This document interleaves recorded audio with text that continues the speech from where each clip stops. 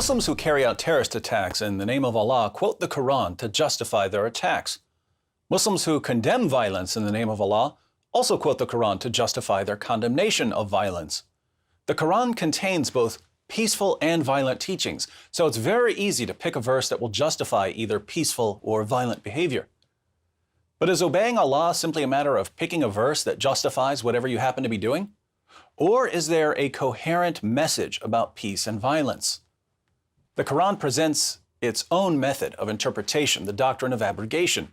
In Surah 2, verse 106, Allah declares, "Whatever communications we abrogate or cause to be forgotten, we bring one better than it or like it. Do you not know that Allah has power over all things?" According to the Quran, then, when Muslims are faced with conflicting commands, they aren't supposed to pick the one they like best. Rather, they are to go to history and see which verse was revealed last. Whichever verse came last is said to abrogate or cancel earlier revelations. When we apply this method to the Quran, we find that there are 3 stages in the call to jihad depending on the status of Muslims in a society. When Muhammad and his followers were only a tiny minority of the population, they were commanded to preach a message of peace and tolerance.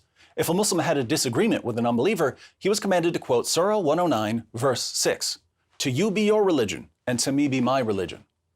At this stage, Muslims weren't allowed to fight, even to defend themselves against persecution. Many Muslims point to Quran verses that were revealed during this time as proof that Islam is a religion of peace. But the message of the Quran eventually changed. When Muhammad had gained a larger following and had formed alliances with various tribes, but wasn't yet strong enough to subjugate non-Muslims, he was ordered to wage defensive jihad. At this stage, Muslims are ordered to fight unbelievers, but only if the unbelievers do something first.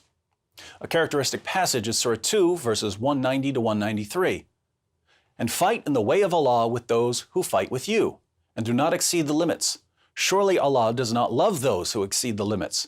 And kill them wherever you find them, and drive them out from whence they drove you out, and persecution is severer than slaughter. And do not fight with them at the sacred mosque until they fight with you in it, but if they do fight you, then slay them. Such is the recompense of the unbelievers. But if they desist, then surely Allah is forgiving, merciful. And fight with them until there is no persecution, and religion should be only for Allah. But if they desist, then there should be no hostility except against the oppressors."